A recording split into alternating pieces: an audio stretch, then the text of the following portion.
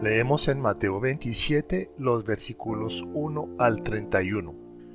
Muy temprano por la mañana, los principales sacerdotes y los ancianos del pueblo se juntaron nuevamente para tramar de qué manera ejecutar a Jesús. Luego lo ataron, se lo llevaron y lo entregaron a Pilato, el gobernador romano. Cuando Judas, quien lo había traicionado, se dio cuenta de que habían condenado a muerte a Jesús, se llenó de remordimiento, así que devolvió las 30 piezas de plata a los principales sacerdotes y a los ancianos. «He pecado», declaró, «porque traicioné a un hombre inocente». «¿Qué nos importa?», contestaron, «ese es tu problema».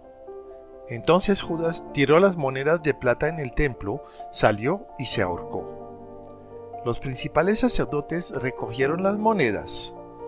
«No sería correcto poner este dinero en el tesoro del templo», dijeron, «ya que se usó para pagar un asesinato». Luego de discutir unos instantes, finalmente decidieron comprar el campo del alfarero y convertirlo en un cementerio para extranjeros. Por eso todavía se llama el campo de sangre. Así se cumplió la profecía de Jeremías que dice: «Tomaron las 30 piezas de plata, el precio que el pueblo de Israel le puso a él, y compraron el campo del alfarero, como indicó el Señor». Jesús se encontraba frente a Pilato, el gobernador romano. «¿Eres tú el rey de los judíos?», le preguntó el gobernador. «Tú lo has dicho», contestó Jesús. Entonces, cuando los principales sacerdotes y los ancianos presentaron sus acusaciones contra él, Jesús guardó silencio.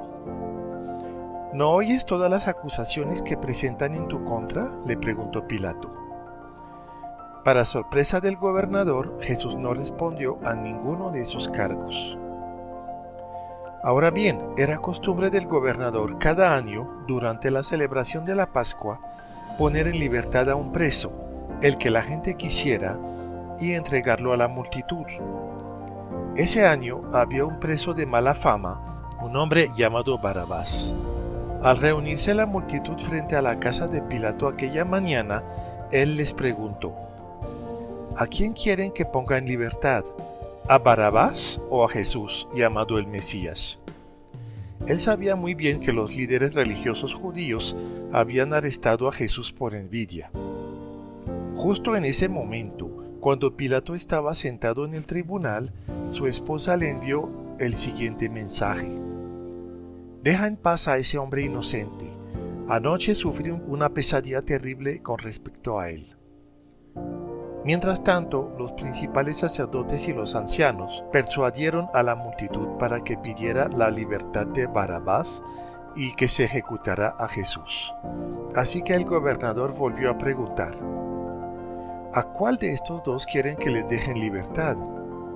«A Barrabás», contestó la multitud a gritos. «Entonces, ¿qué hago con Jesús llamado el Mesías?», preguntó Pilato. «Crucifícalo», le contestaron a gritos. «¿Por qué?», insistió Pilato. «¿Qué crimen ha cometido?». Pero la turba rugió aún más fuerte: «Crucifícalo». Pilato vio que no lograba nada y que se armaba un disturbio, así que mandó a buscar un recipiente con agua y se lavó las manos delante de la multitud a la vez que decía: «Soy inocente de la sangre de este hombre. La responsabilidad es de ustedes».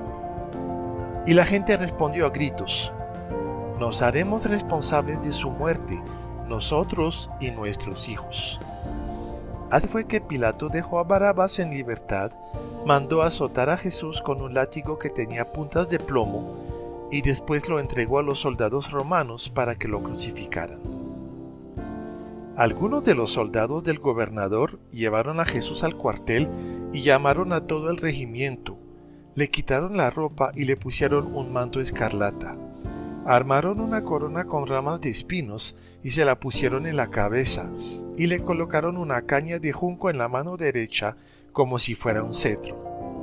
Luego se arrodillaron burlonamente delante de él mientras se mofaban: «¡Viva el rey de los judíos!». Lo escupieron, le quitaron la caña de junco y lo golpearon en la cabeza con ella. Cuando al fin se cansaron de hacerle burla, le quitaron el manto y volvieron a ponerle su propia ropa. Luego lo llevaron para crucificarlo. Jesús ha sido condenado por las más altas autoridades del pueblo judío, pero estas autoridades no tienen el poder político ni el derecho a la pena capital. Matar a Jesús sin el acuerdo del poder romano sería un acto de rebelión, y los sacerdotes no se quieren exponer a esto. Entonces lo llevan a Pilato, el gobernador romano. Aquí nos encontramos por última vez con Judas, quien es preso de un remordimiento terrible. Parece que no esperaba una condena tan terrible para su maestro. También vemos cómo el remordimiento es drásticamente diferente al arrepentimiento. Judas quisiera no haber nunca hecho lo que hizo, pero no pide perdón, ni siquiera cree que puede haberlo. Por otra parte, Judas no toma en cuenta lo que dijo Jesús en cuanto a resucitar. El remordimiento es una desesperación inducida por Satanás y lleva a la muerte. El arrepentimiento es producido por el Espíritu Santo, viene de la mano con la esperanza y es fruto de la fe en la misericordia de Dios. A Judas no le fue negada esta misericordia, sencillamente él no la pidió. Selló su condenación al suicidarse. Quiero dejar claro que la condenación de él no fue causada por el suicidio, sino por no haber acudido a la gracia de Dios antes de morir. En cambio, cuando un hijo de Dios se suicida, es cierto que comete un pecado, pero este pecado está bajo la sangre de Cristo, igual que todos los demás pecados. Una vez más, los líderes religiosos demuestran su hipocresía. Ellos le pagaron a un traidor, pero ahora consideran impuro este dinero. No se dan cuenta de que ellos son los que se contaminaron por sus actos. Pero tampoco se dan cuenta de que están cumpliendo las antiguas profecías. Es ahora más que tiempo para nosotros de concentrarnos en Jesús. La actitud de Él es ejemplar. En ningún momento se altera, no comete ninguna falta ni se rebela contra la voluntad de su Padre. Él camina libremente a su muerte. En cualquier momento Él podría detener este terrible proceso. Podría llamar a sus ángeles, podría mostrar su gloria divina, podría sacar venganza de sus enemigos. Pero entonces sus enemigos hubiéramos sido nosotros. Si Jesús hubiera evitado la cruz, nosotros no hubiéramos podido evitar el infierno. Él estaba reconciliándonos con el Padre.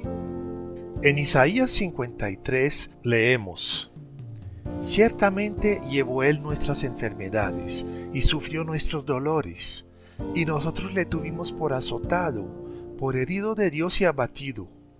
Mas Él herido fue por nuestras rebeliones, molido por nuestros pecados.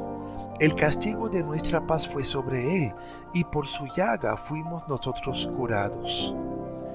Todos nosotros nos descarriamos como ovejas, cada cual se apartó por su camino, mas Jehová cargó en Él el pecado de todos nosotros.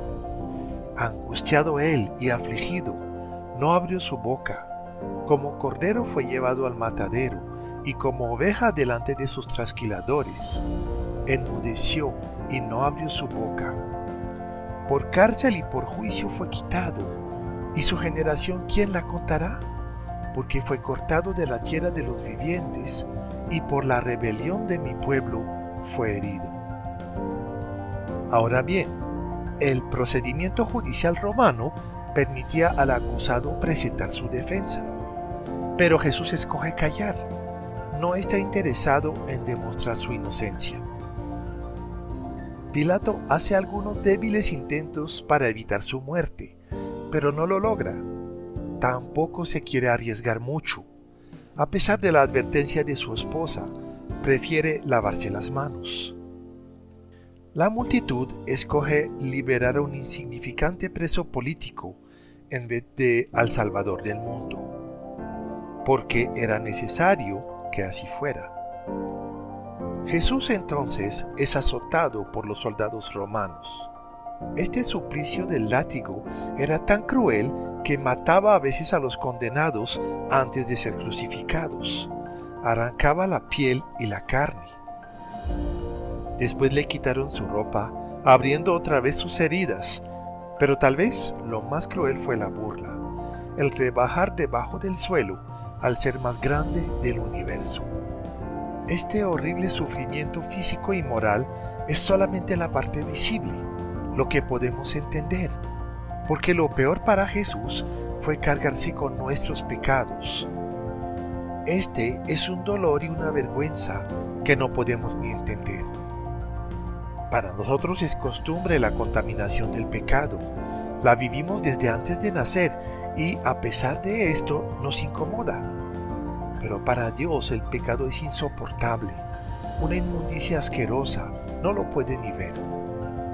En Cristo estuvieron coexistiendo por un tiempo la plenitud de Dios, la que siempre estuvo en Él, con la plenitud del pecado, la que cargó en la cruz. Esta fue la parte principal de la agonía del Señor. Él fue herido por nuestras rebeliones y molido por nuestros pecados.